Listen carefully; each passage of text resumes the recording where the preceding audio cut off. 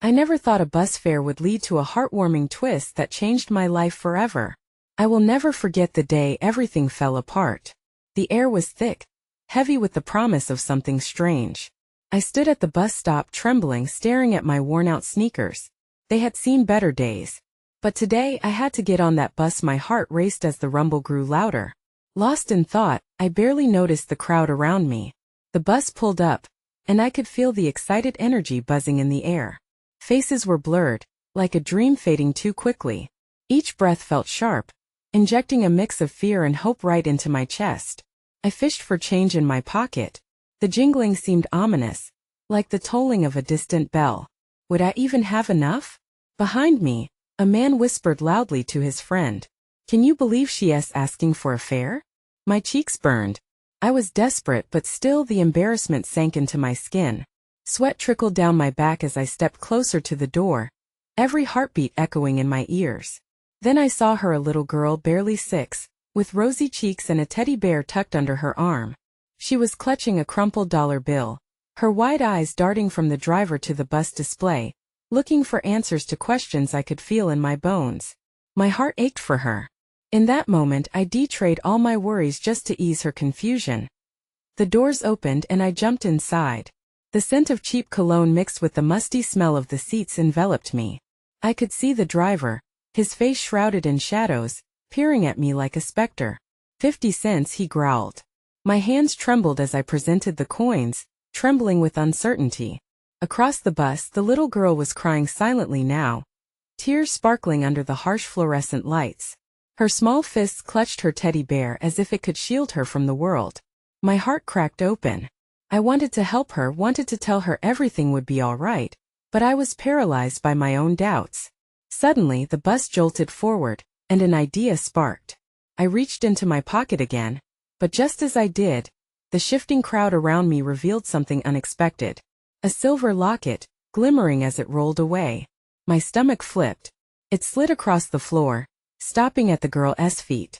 Her eyes lit up, and without a second thought, I encouraged her to pick it up. She hesitated, peering up at me, and for a brief moment, I was transported back to a time when hope felt unbreakable. But as she reached out, her mother's voice punctured the moment. "Don't touch that." She looked furious, eyes darting around the bus like she was searching for answers, or maybe something darker. The sudden shift in atmosphere clenched my throat tight. The air crackled with tension, the driver's gaze now shifting toward the altercation. I could feel the eyes of everyone on us, judgment hanging heavy in the air as the bus screeched to a halt. The weight of this strange moment settled deep into my bones. I thought I knew where it would end, but suddenly everything felt up in the air, as chaotic and wild as my own uncertain future. What would happen next? Would I find the courage to change something in this little girl's life? Would the truth behind that locket draw me into a mystery far beyond what I could imagine?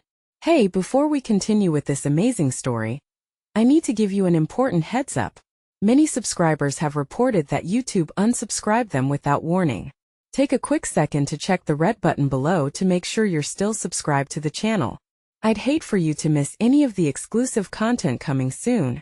And while you're there, smash that like button, it really helps me out with the algorithm. Oh, and tell me in the comments, which city are you watching from? I love getting to know every amazing person who's part of this community. Your participation makes all the difference. Let's connect. The sudden shift in the air was palpable. Time seemed to stretch in that cramped space, heavy with the weight of unsaid words and unshared fears. My heart pounded in my chest as I locked eyes with the little girl, her innocence clinging to her like the tattered edges of her teddy bear. The tension in the bus turned electric, crackling with unspoken judgments and the fear of authority. "Mom, I just wanted to," she stammered, her eyes flitting between her mother's anger and the locket on the floor, a treasure trembling between what was safe and what was a risk.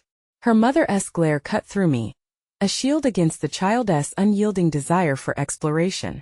I could feel my voice waver on the brink of expression. Something had to be said. Some bridge had to be built across the chasm of misunderstanding. As the bus came to a halt, I took a step forward, feeling the eyes of the other passengers burning into me. Maybe she just thought it was lost. "It looks so beautiful," I said, trying to soften her mother's expression with my words, to wrap the air in warmth rather than hostility. The woman squared her shoulders, eyes narrowing. "It's not ours," she hissed, as if my kindness was an affront to her authority. "We don't take what doesn't belong to us." The words felt like a knife in the belly of my empathy. I glanced back at the girl, her small body curling around the teddy bear, retreating into herself with each hurtful syllable. I had already fought my own battles with shame. Who was I to step into another's fight? But there was something stirring within me, a flicker of resolve igniting despite the fear that clawed at the edges of my spirit. Sometimes, I murmured, things find us for a reason. In that moment, the backdrop of city streets and impending destinations faded, narrowed to an oasis of connection amidst confusion. The girl peered at me, her uncertainty catching in my heart. And just then, a subway worker, a gentle soul in a dusty orange vest, climbed on, commanding the attention of the bus as she approached the front. "All right, folks. Let us keep it moving. We all know it's a tough world out here. Let us make room for kindness, not judgment." Her voice had the husky quality of someone who'd seen life's ups and downs, and it wrapped around us like a warm blanket on a cold night. Hope surged in me as she knelt beside the girl, smiling softly as she pointed to the locket. "Sweetheart, isn't that a lovely piece? That might just belong to someone looking for it too." The girl's eyes roamed back to the locket, then to me, searching for affirmation, and my heart swelled, flaring with gratitude for this unexpected moment of solidarity. "Maybe you could ask someone about it?" I suggested gently, my voice barely rising above the thrum of the engine. The little girl nodded slowly, her mother's rage simmering in silence. But in that pause we all breathed. The unlikeliness of our journey weaving together was a thread connecting strangers furnished with empathy. Before I could allow myself to revel in the warmth of that moment, I felt a shove to my side, an older man, his features weathered like the bus seats themselves. "Get off the bus," he growled. "You caused this scene," his voice taunted. My stomach churned as I registered the weight of his accusation, coupled with the buzz of inward judgments. "Hey," the worker interjected, stepping closer. "You don't know this young person's struggle. Let us not resort to cruelty." I stood frozen, the aching reality curling around my thoughts. My courage had drawn a line in the sand, but my heart torn between wanting to protect that girl, wanting to be equal parts brave and honest in a world that sometimes felt too fragmented to mend. The bus doors opened, a gust of cool air wrapping around my ankles like a reminder of the street outside. I glanced back at the little girl, clinging to her bear, her face torn between confusion and hope. I reached out an impulsive hand, a gesture of solidarity amidst chaos. "If you want, we can see if someone is looking for it together," I offered, my heart racing. But before she could answer, the driver barked out. The urgency of his tone filled the bus, a command that demanded immediate reaction. I stepped back, caught between instinct and obligation, my breath hitching as I realized I had run out of time. Would the girl accept my help? Or would she turn away as her mother pushed her out of the bus? My gut twisted, a new sense of dread and urgency settling in. The moment felt irreversible. The locket, the girl, my own impossible wish to ease her suffering, all twisted into a singular strand of fate that unfurled just out of reach. In an instant, they were gone, my gaze burning on the little girl as the bus doors closed. A sense of helplessness washed over me, the familiar sting of despair sharpening with unresolved threads. Had I missed my chance? Would I ever learn the truth behind that glimmering locket and what it held for both our futures? As the bus pulled away, my mouth dry and heart heavy, something inside me whispered a promise to chase this fleeting encounter, this spark of hope. I stepped off the bus, the cold air biting against my skin as the vehicle rumbled away. Each puff of breath I exhaled trailed behind me in soft white clouds. I could still feel the weight of the little girl's eyes as they searched mine for reassurance, a momentary flicker of trust lost amid the swirling chaos. I exhaled heavily, my mind a flurry of questions that held no answers. Would I see her again? Did the locket she admired hold the key to something much deeper? The weight of our incomplete story settled heavily on my shoulders.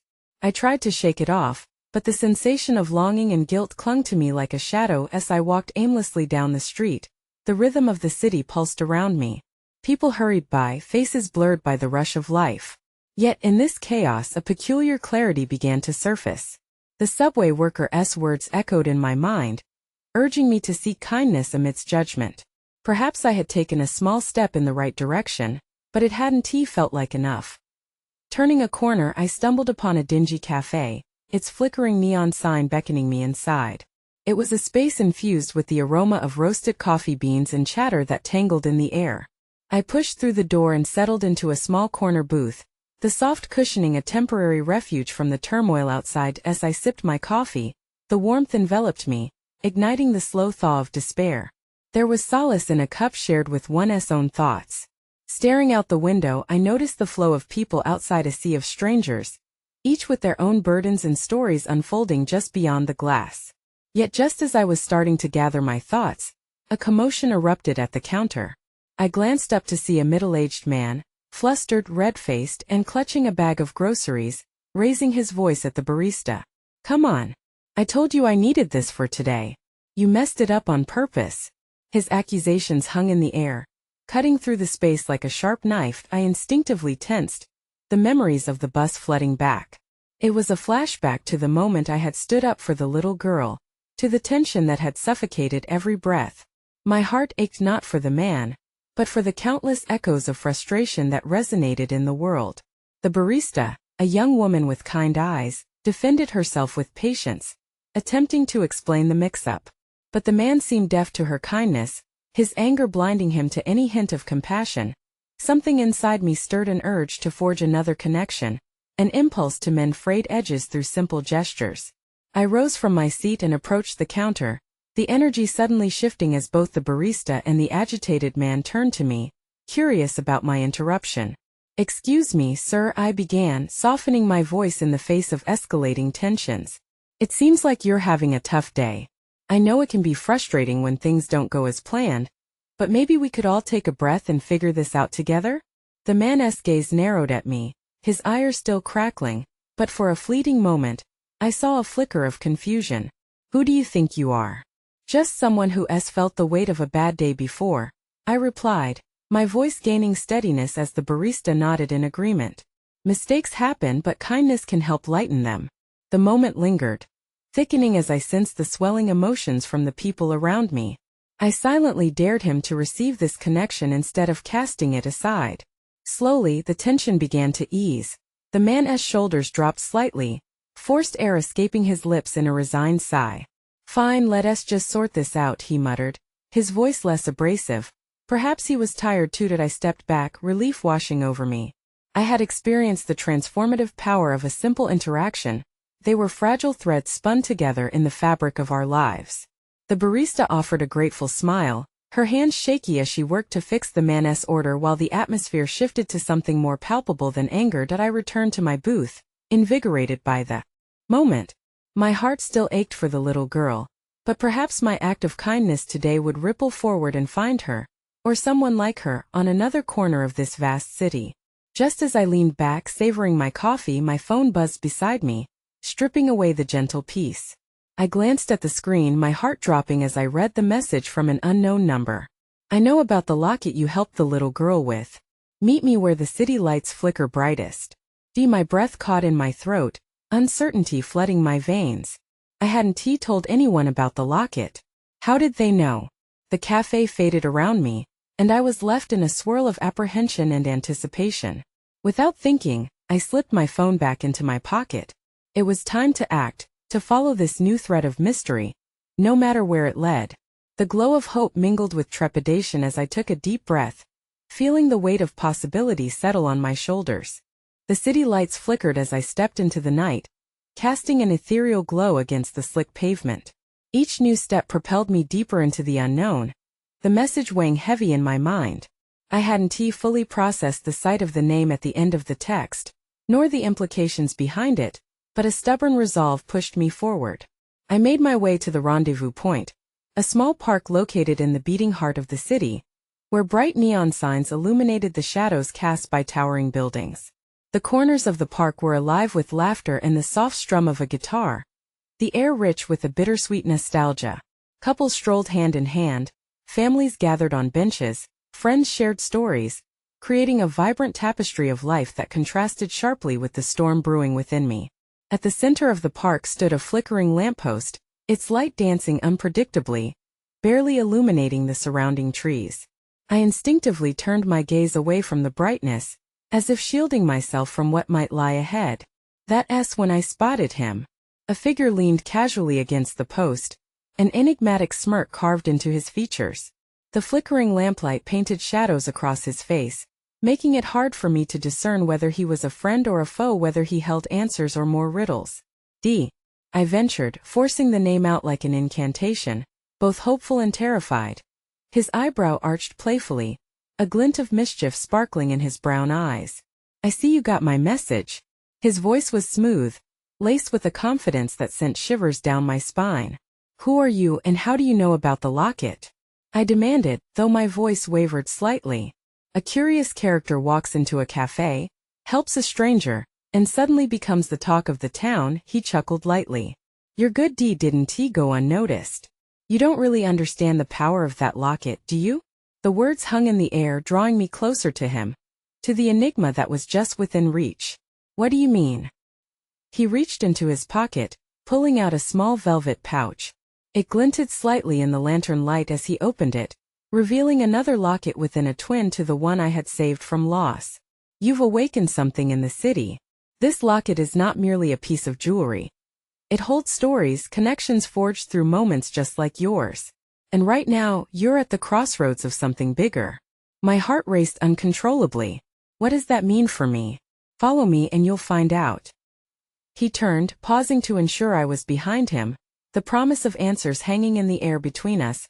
With each step following him deeper into the park, I felt the pulsating energy of the city weaving a new tapestry around me, yet the nagging uncertainty remained. What was it about these lockets?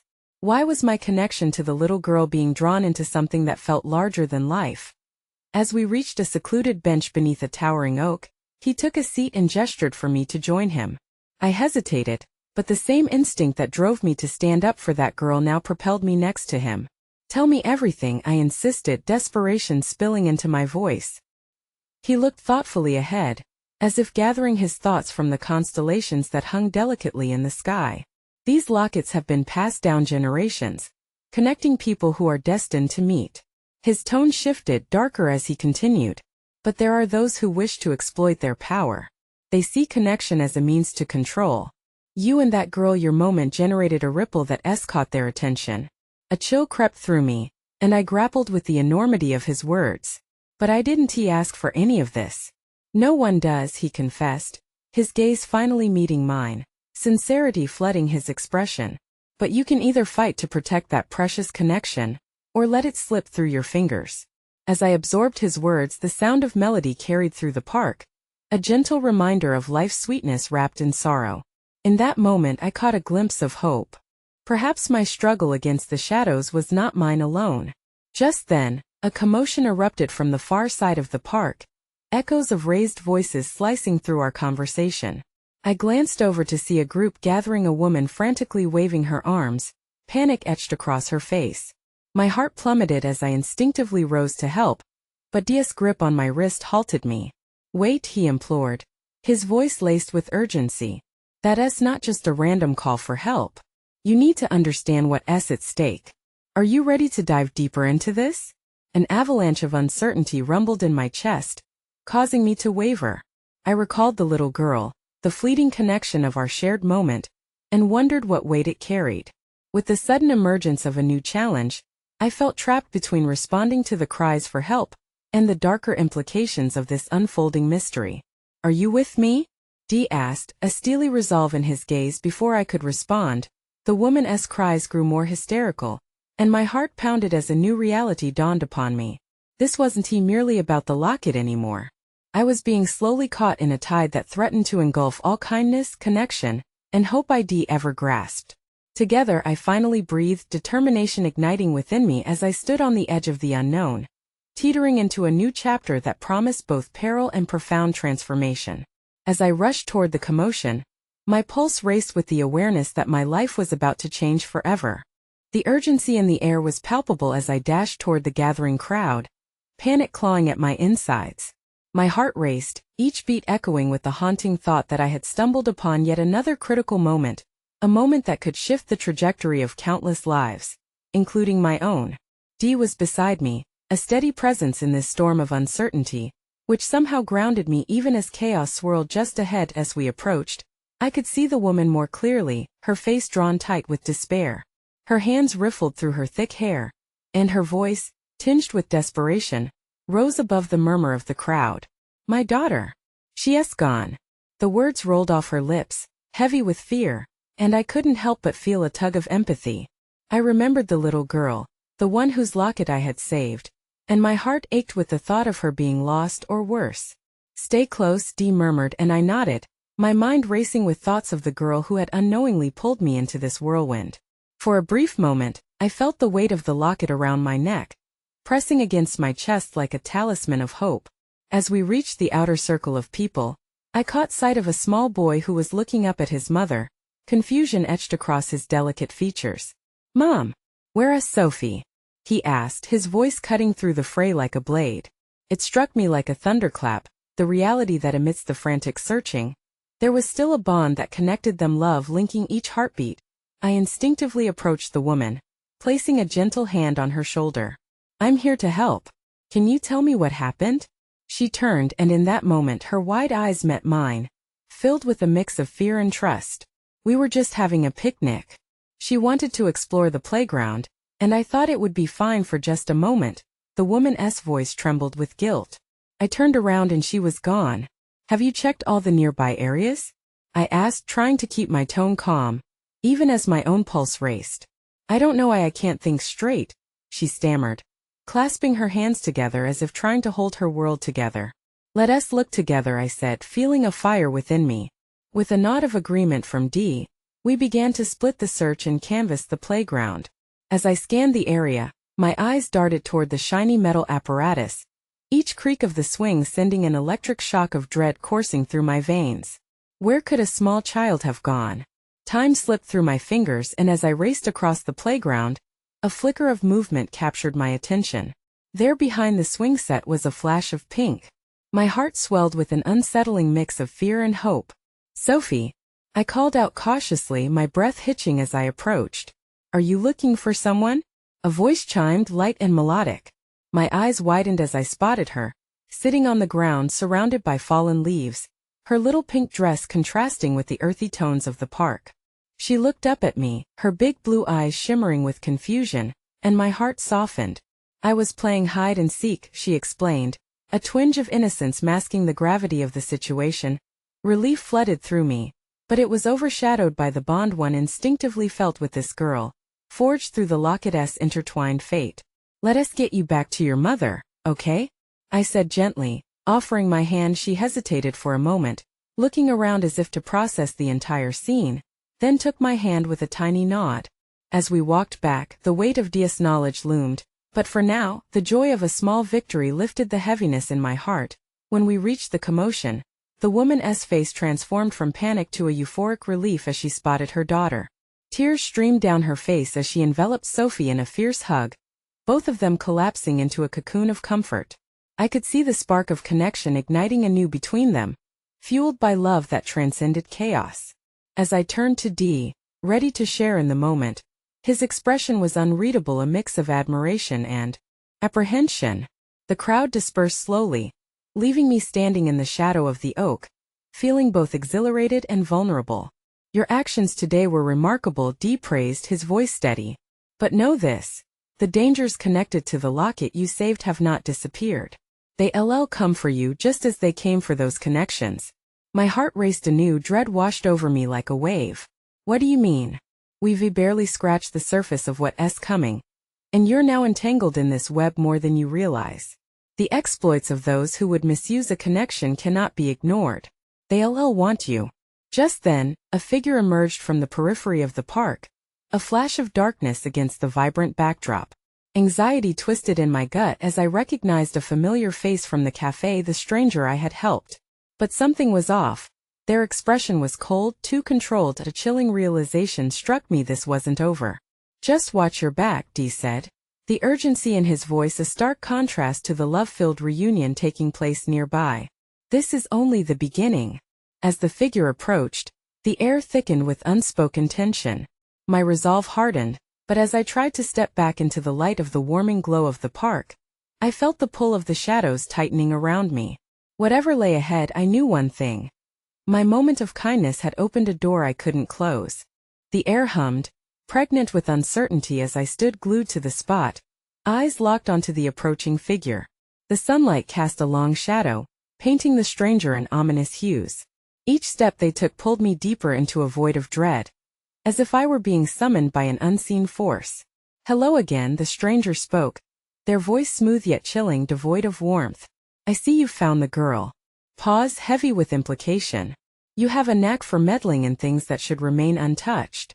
I swallowed hard, my heartbeat drumming in my ears, drowning out the idyllic sounds of children laughing and families enjoying their day just beyond this moment. "What do you want?" I asked, surprising myself with the steadiness of my tone. They tilted their head, a semblance of a smile creeping onto their lips as if amused by my courage. "To remind you, dear friend, that kindness isn't always without consequence. The locket you saved opened a portal, and portals are meant to be navigated with caution."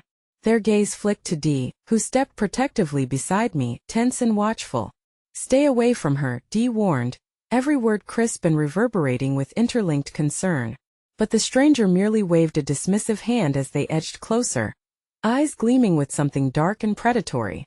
"You can't send her back home, Dee. Not yet. This connection they speak of extends beyond the hidden world you are so desperately trying to protect." I felt the weight of their words curl around me like a constricting vine. "Enough," I interjected. "You don't get to threaten me or anyone else." I didn't recognize the strength in my voice, but it flooded me with adrenaline. The stranger chuckled, an unsettling sound that rose and fell like the tide. "This isn't a threat, love. It's an invitation. But you'll need to meet the others, those like you who are tethered to this fate." "Not interested," I shot back, glancing at Dee for support. His expression was a mixture of caution and determination. "Fates intertwined tend to lead us to paths we don't expect," the stranger continued, stepping closer, intent on bridging the space between us. "Think about it. You've already saved a life. Wouldn't you want to know what that truly means? You have a talent for intertwining lives, after all. A skill that shouldn't go unnoticed."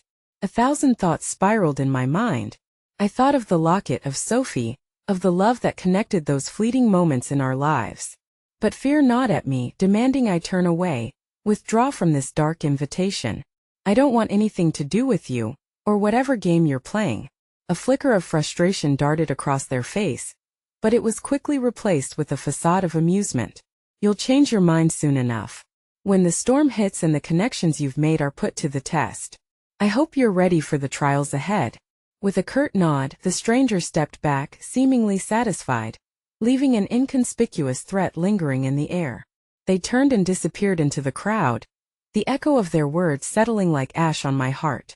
I felt a sense of dread wash over me, like the eye of a storm hovering over this small moment of joy that had surged only moments ago. "Are you okay?"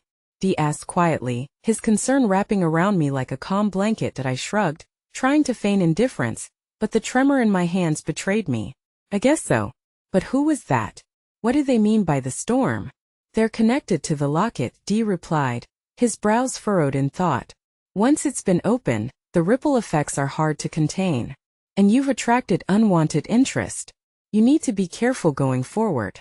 The weight of his warning settled heavily on my chest, but amidst the turmoil, I felt a flicker of resolve igniting within me.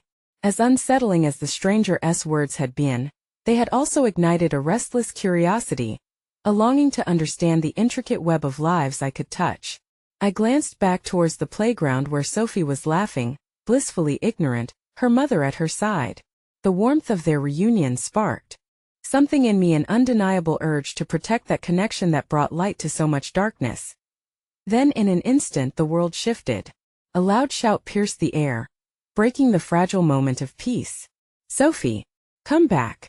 A man's frantic cry erupted as he barreled toward the playground, panic blazing in his eyes. My heart sank as I watched Sophie's mother glance up, her previous joy turning to confusion and fear. "What is happening?" she gasped, the brightness of her countenance dimming like a snuffed candle. "What did you do to her?" the man shouted, his focus locked on her, pulse quickening in tandem with the mounting tension. Confusion spiraled through my mind, merging with a dawning realization. The stranger's words echoed in my head like a haunting refrain. Life didn't always let us choose our connections, nor the chaos that accompanied them. As I moved to reassure Sophie's mother, I caught Desai, my own anxiety mirrored in his gaze. There was a storm brewing, and I had inadvertently opened the door to it. What lay ahead was still an enigma, yet one thing was clear. The path I was on was fraught with challenges, binding me tighter into the web of fate. Just as I reached for the woman's hand, the intensity of the moment hit like a cold wave crashing upon the shore. I had to prepare for the inevitable storm or risk losing everything I had fought so hard to protect.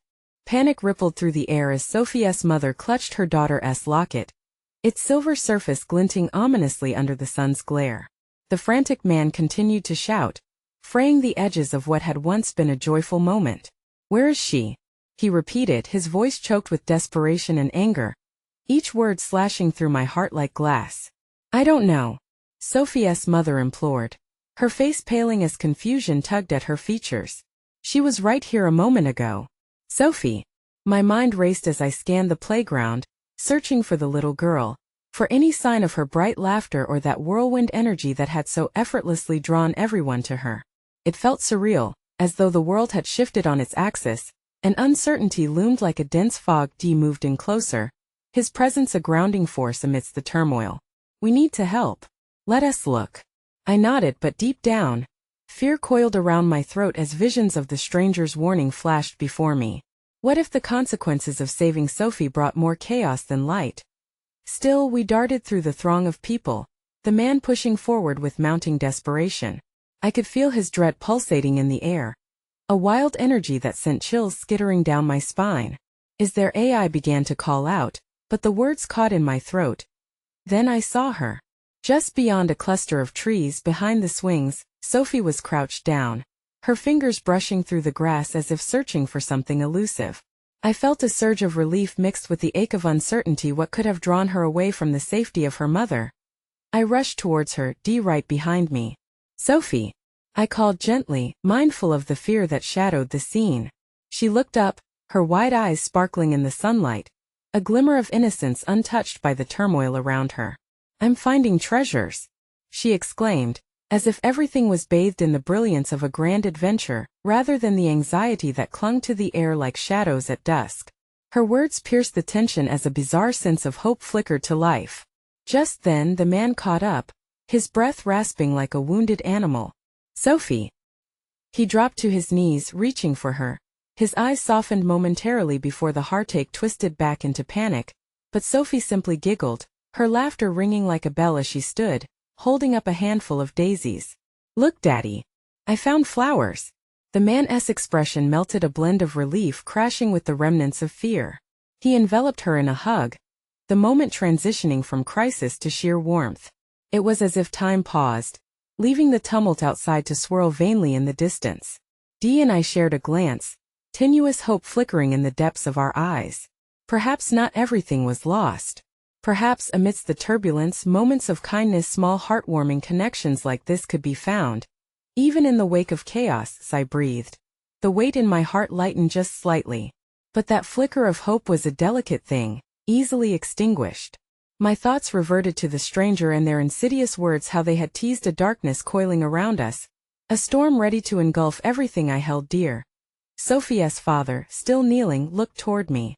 "Thank you," he breathed, a mix of gratitude and exhaustion flooding his features.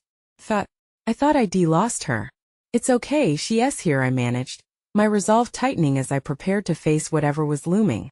Dee stood at my side, his arm brushing against mine, a silent promise that I wouldn't have to confront this alone. But the stranger's voice echoed in the back of my mind. The path was only starting to unfold, and I was nowhere near prepared for the trials that awaited.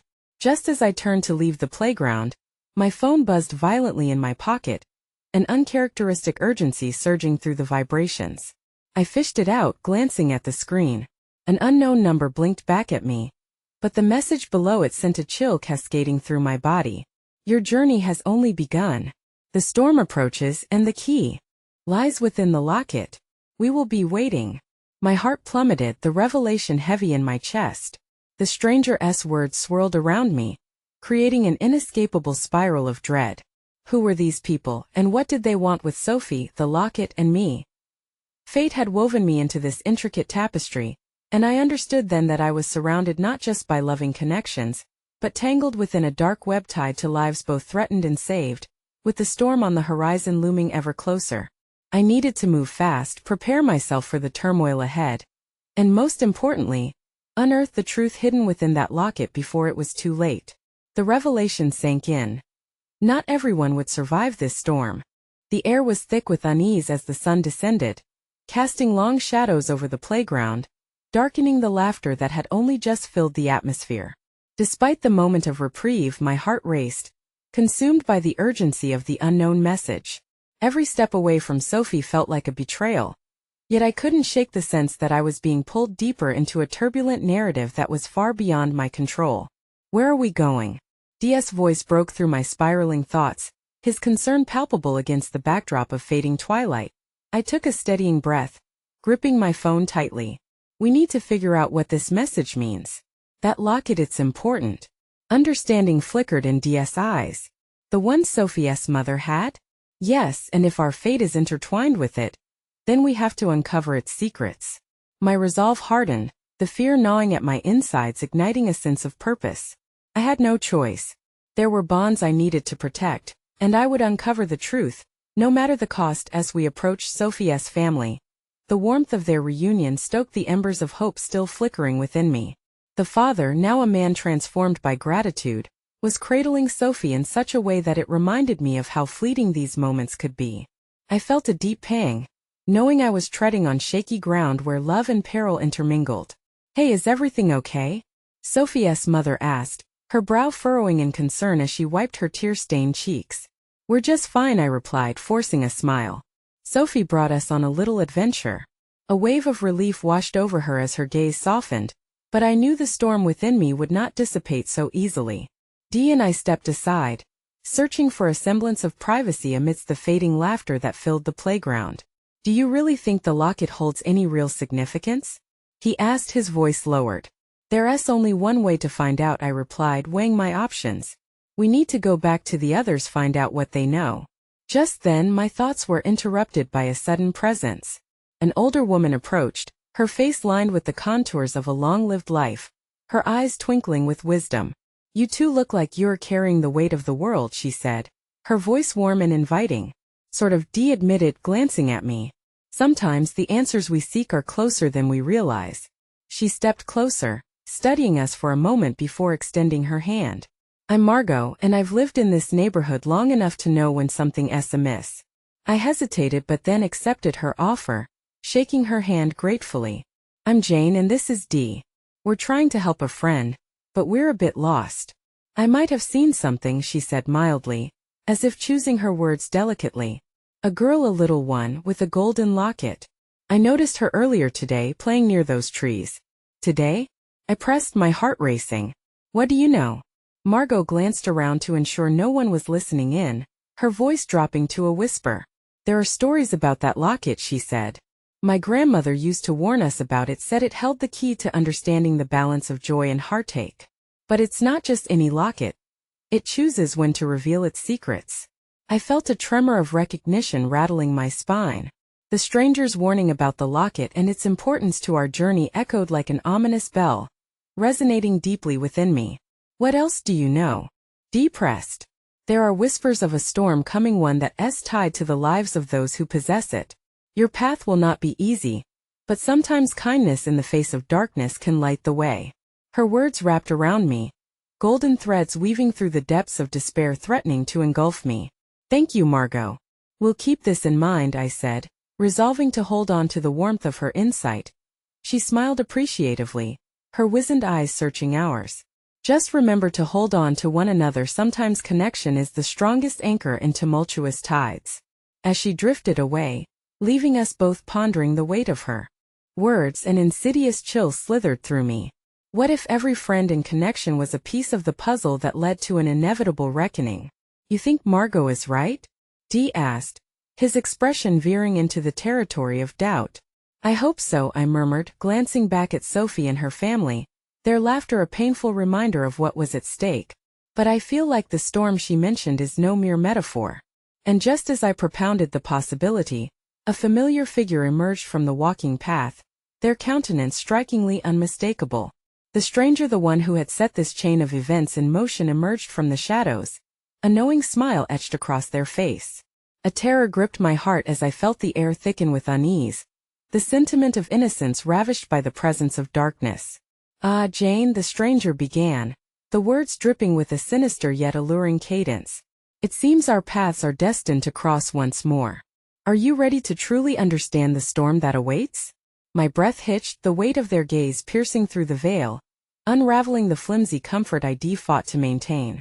I realized then that my journey was only beginning, and the stakes were higher than ever, so much more than just a locket, a storm, or a child's laughter on a playground. Perhaps in my quest for answers, I'd stumble upon a choice that would tip the balance between saving lives and ensuring my own survival. The reckoning was at hand, and I was about to venture deeper into a labyrinth where every turn could lead to love, loss, or something more catastrophic than I could ever fathom. As the chill of anxiety swept over me, the stranger's presence felt like a shadow creeping closer, casting dark clouds over the warmth that lingered in the playground. I forced myself to stand tall, but fear coiled tightly around my heart, tightening with each breath. "What do you mean?" I managed to ask, trying to hold on to the remnants of bravado. The stranger leaned closer, an unwelcome intimacy in their demeanor. "You seek the truth behind that locket, don't you? But every truth comes at a cost, my dear Jane." Their smile was disarming, but the glint in their eyes revealed something far more terrifying. "We're not afraid," Dee interjected, bursting with courage that I was desperately struggling to find. "We're not going to let you intimidate us." The figure's laughter danced in the air, a cold wind that sent shivers down my spine. "Bravery is honorable. Just remember, there are forces at play that transcend your understanding. The storm awaits, and your light may not be enough to guide you through it." With one last lingering glance, the stranger slipped back into the shadows, leaving me grappling with the weight of their words. My heart raced. Could there be greater threats lying in wait, outside the comforting glow of friendship and laughter? "Let us not dwell on them," Dee said, his voice a balm against my rising trepidation. "We have to focus on Sophie first. The locket is a puzzle, and we need all the pieces to put it together." I nodded, but the knot in my stomach tightened. I forced a smile as I turned back to Sophie and her family, reminding myself of the love and warmth surrounding us. Every sound from the children's laughter seemed to shimmer with hope, but it wasn't long before the air shifted again, a deeper unease settling in.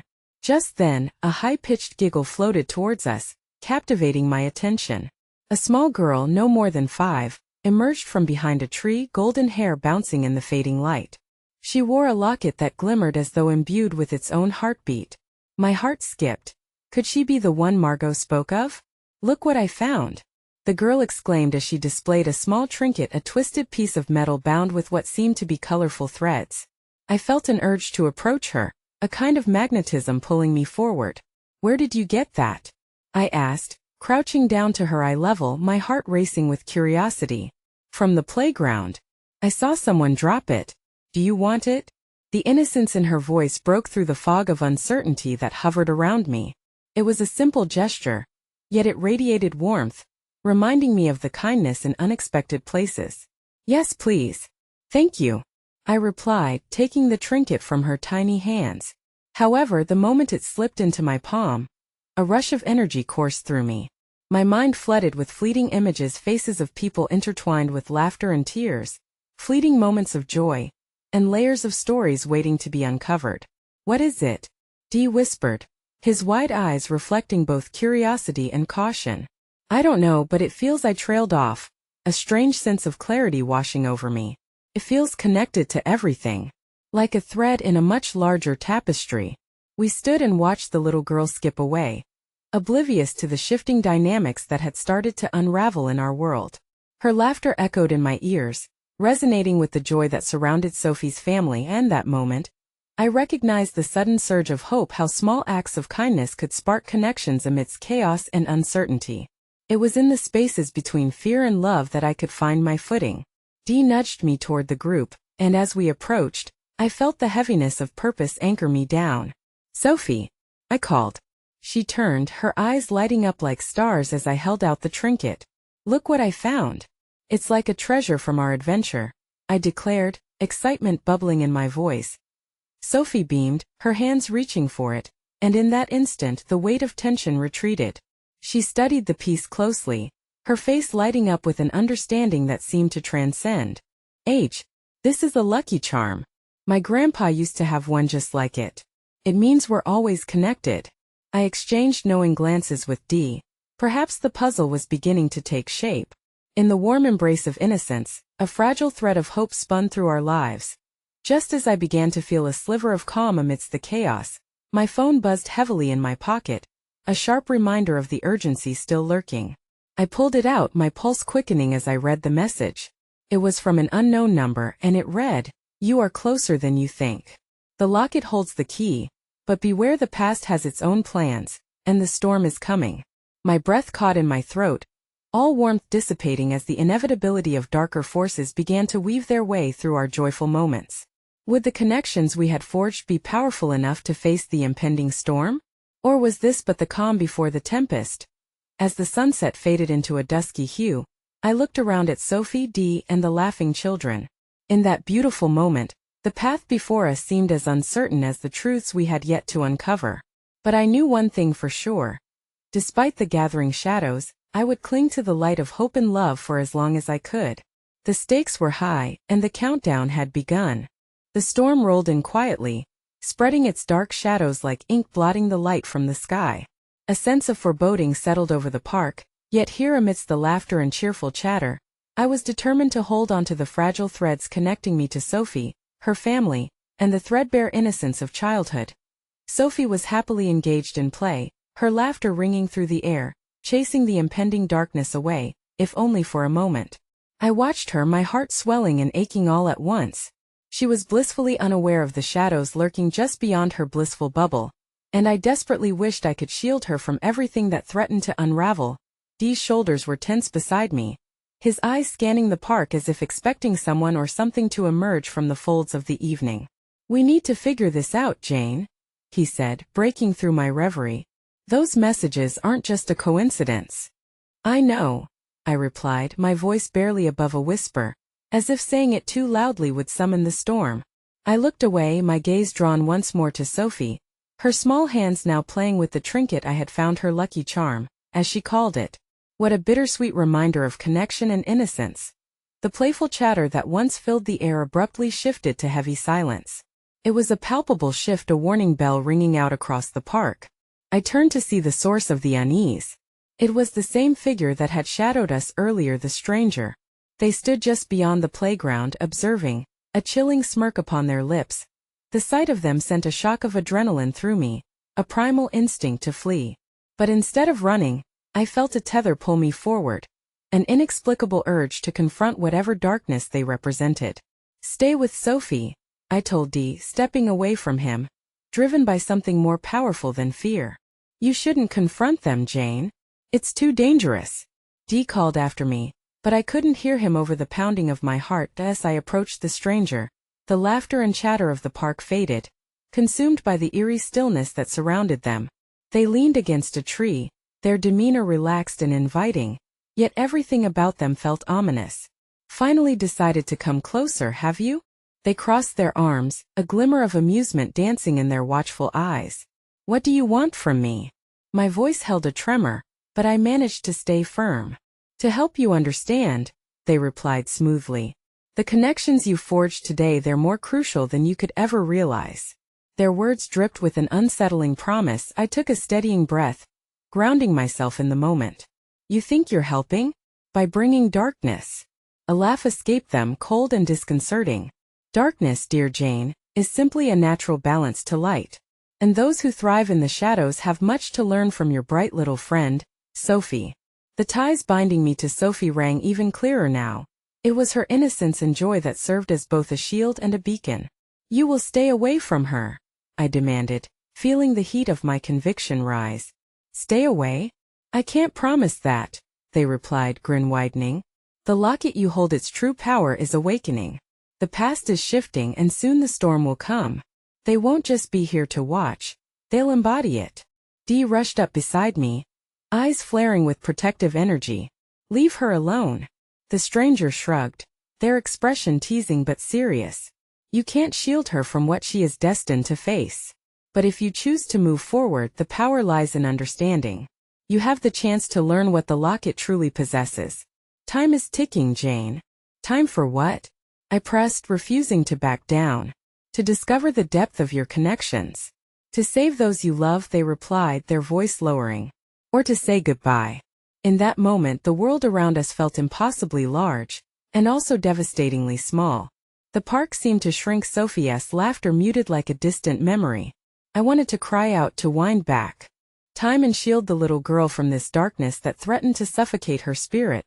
I pulled back my shoulders, channeling every ounce of courage I possessed. You're wrong if you think I'm afraid of you. This isn't over.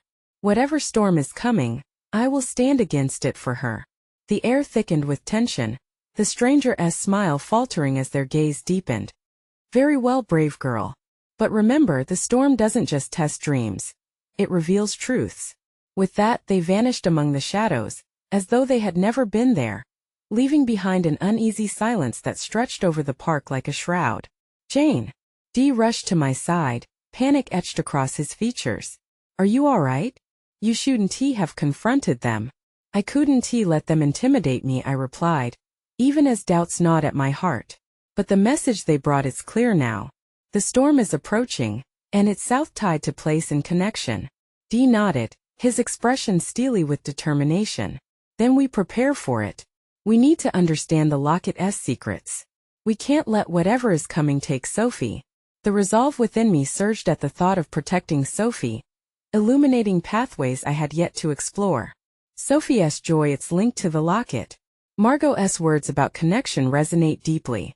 If we can unearth its secrets, I murmured with growing certainty, then perhaps we can turn that storm into something beautiful.